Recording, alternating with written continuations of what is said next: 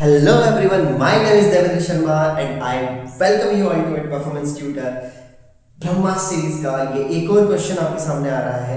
ठीक है, nationalism in Europe का। ठीक है, explain the belief of new conservatism that emerged after 1815। ठीक है, तो बिलीफ ऑफ न्यू कंजर्वेटिज्म की बात चल रही है। कंजर्वेटिव्स कौन होते हैं? कंजर्वेटिव्स वो होते हैं जो कि ट्रेडिशनल इंस्टीट्यूशंस को कंजर्व करके रखना चाहते हैं, जो मोनार्कीज को फेवर करते हैं, वो कंजर्वेटिव्स होते हैं। जो चाहते हैं कि सोसाइटी के अंदर जो ओल्ड ट्रेडिशंस हैं वो बने रहें, मोनार्कियल सिस्टम बना रहे, जो ये जो फ्यूडल सिस्टम चलता था वो बना रहे। ठीक है, जो फ्यूडल लॉर्ड्स वगैरह जो है ये बने रहे। तो जो ओल्ड सिस्टम को सपोर्ट करने वाले होते हैं उन्हें कंजर्वेटिव्स कहा गया है। चलिए, तो कंजर्वेटिव्स आफ्टर द 1815, देखिए हमने ट्रीटी ऑफ वियना पढ़ी हुई है। ठीक है, और ट्रीटी ऑफ वियना में 1815 के बाद में आपने देखा कि बर्बन किंग्स को वापस से रिस्टोर कर दिया। जो एरिया नेपोलियन ने जीता था वो उन्हीं राजाओं को वापस जो है क्या कर दिया, जो भी एरिया नेपोलियन का था वो ने कॉन्कर किया था, पूरा एरिया जो है सभी को लौटा दिया गया, जिसको भी जो है वो गया। वो ट्रीटी ऑफ वियना में आपने डिस्कस किया।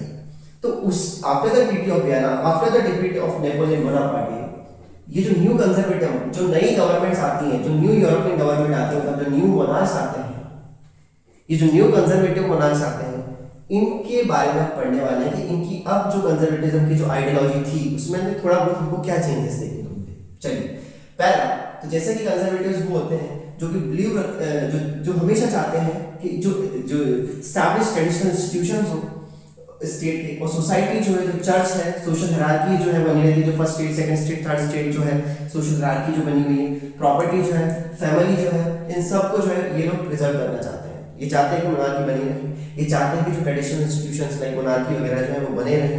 ठीक, दूसरा जो फर्स्ट स्टेट सेकंड स्टेट का कॉन्सेप्ट है वो बना रहे। ठीक, फैमिलीज जो थी, जो रॉयल फैमिलीज वगैरह है वो बने रहे। ठीक, पावर में रहे। ठीक है, चर्च जो है, चर्च के बाद जो पावर्स थी वो बनी रहे। तो ये कंजर्वेटिव्स थे। ठीक है, they also realise after the 1815, अब कंजर्वेटिव्स को लगने लगा कि मॉडर्नाइजेशन बहुत ज्यादा जरूरी है।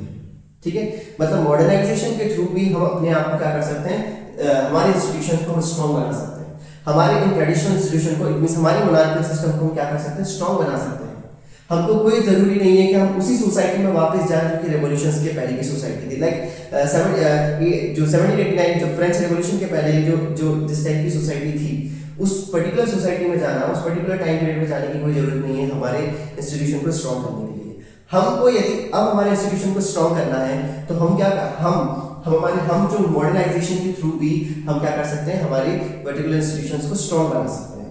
ठीक है, ठीक, और ये कहीं ना कहीं हमारी स्टेट को पावर, हमारी जो स्टेट है उसकी पावर को और ज्यादा इफेक्टिव बनाएगा और स्ट्रॉन्ग बनाएगा। ठीक, उनका मानना ये था कि एबोलिशन ऑफ फ्यूडलिज्म को खत्म करना, सर्फडम को हटाना, और इसकी जगह हमको क्या लेकर आना है, मॉडर्न आर्मी लेकर आना है। देखिए, ये जो फ्यूडल सिस्टम था, ये सर्फडम था, ये सब पहले चला करते थे, वो कंजर्वेटिव्स इनमें बिलीव किया करते थे। पर अब 1815 के बाद में ये जो न्यू कंजर्वेटिज्म आ रहा है, उनका मानना ये है कि हमको फ्यूडलिज्म को हटाना है, हमको सर्फडम को हटाना है। इनकी वजह हमको क्या करना है, स्ट्रॉन्ग आर्मी, मॉडर्न आर्मी लेकर आनी है। इनके थ्रू, इस मॉडर्न आर्मी, स्ट्रॉन्ग आर्मी के थ्रू भी हम हमारे ट्रेडिशनल इंस्टीट्यूशन लाइक मोनार्कीज को क्या कर सकते हैं, स्ट्रॉन्ग कर सकते हैं। हमें एफिशिएंट ब्यूरोक्रेसी लेकर आनी है, स्ट्रॉन्ग इकोनॉमी बनानी है हमको। ठीक है, और हमारी जो तब जाकर हम एक ऑटोक्रेटिक मोनार्कीज जो है यूरोप के एस्टैब्लिश कर पाएंगे। तो ये जो आइडियोलॉजी है कंजर्वेटिव्स की, अब ये आइडियोलॉजी मॉडर्नाइजेशन की तरफ जा रही है, ये कुछ चेंजेस कर रही है। ये पहले जो कि ट्रेडिशनल इंस्टीट्यूशंस थे उनको रिप्लेस किया जा रहा है यहाँ पर। ठीक है, उनके अंदर चेंजेस किए जा रहे हैं जो कि आपको यहाँ पर देखने को मिल रहा है। चलिए, और यदि हम इन इंस्टीट्यूशंस की बात करें, इस न्यू कंजर्वेटिज्म की बात करें, तो न्यू कंजर्वेटिज्म जो कि 1850 में एस्टैब्लिश होता है, ये बहुत ही ऑटोक्रेटिक होता है। ऑटोक्रेटिक का मतलब ये है कि कभी भी अपने बारे में बिल्कुल भी गलत नहीं सुनने वाले। ठीक, जैसे कि यदि कोई भी इनको क्रिटिसाइज करेगा, ये उनके साथ बिल्कुल भी टॉलरेट नहीं करेंगे। उनकी कोई भी यदि पर्सन है जो कि इनकी एक्टिविटीज के अगेंस्ट में कुछ बोल रहा है, मोनार्क्स के अगेंस्ट में, राजाओं के अगेंस्ट में कुछ बोलेगा, तो इनकी एक्टिविटीज को कर्व करने की कोशिश की जाएगी। आपने सभी ने जो है इटालियन रेवोल्यूशन यूसेपी माज़िनी के बारे में पढ़ा है।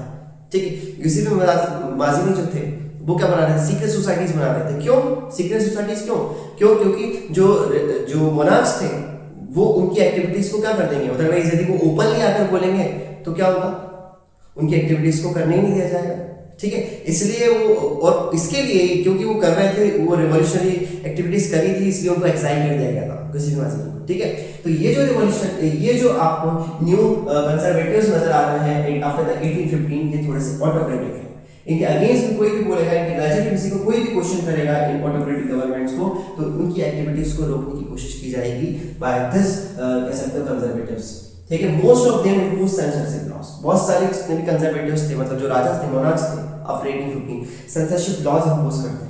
सेंसरशिप लॉज मतलब ये है कि आपका जो freedom of speech and expression है, आप कुछ भी न्यूज़पेपर प्रिंट नहीं कर पाएंगे, आप बुक्स के अंदर कुछ भी प्रिंट नहीं कर पाएंगे, ना ही आप प्लेज या सॉन्ग्स के थ्रू जो है अपने आइडियाज को, अपने लिबर्टी के आइडियाज को, अपने फ्रीडम के आइडियाज को, अपनी आज़ादी को बिल्कुल भी एक्सप्रेस नहीं कर पाएंगे, ठीक है। और इसलिए कह सकते हो ये सेंसरशिप है कि सेंसरशिप लॉज इंपोज करना मतलब हमारी एक्टिविटीज को, उस समय जो रिवॉल्यूशनरीज थे, लिबरल्स थे, ठीक है, उनकी एक्टिविटीज को रोकना, ये चाहते थे, ठीक। तो कह सकते हो कि जो कंजर्वेटिव्स हमको देखने को मिलते हैं आफ्टर 1815, ये मॉडर्नाइजेशन को अपनाते हैं, प्लस ये ऑटोक्रेटिक भी होते हैं, ठीक है। तो ये, यदि आपको वीडियो अच्छा लगा हो तो ज़्यादा से ज़्यादा चैनल को सब्सक्राइब कीजिए, लाइक कीजिए, ठीक है, और वीडियो आपके सामने आने वाली है। Thank you so much.